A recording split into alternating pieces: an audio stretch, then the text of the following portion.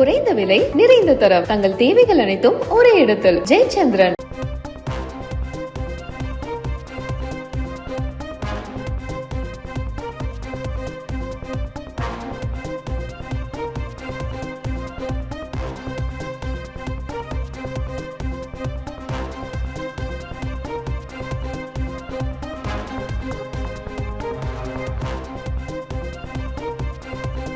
October 2வது வாரத்தில் தமிழக சட்டப்பேரவை கூட்டம் தொடங்க உள்ளதாக தகவல் வெளியாகியிருக்கிறது.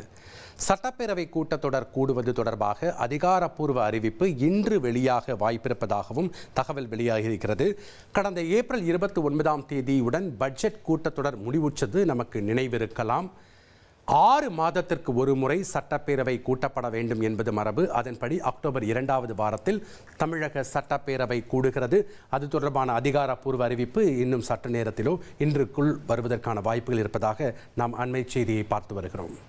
குறைந்த விலை நிறைந்த தரம் தங்கள் தேவைகள் அனைத்தும் ஒரே இடத்தில் ஜெயச்சந்திரன்.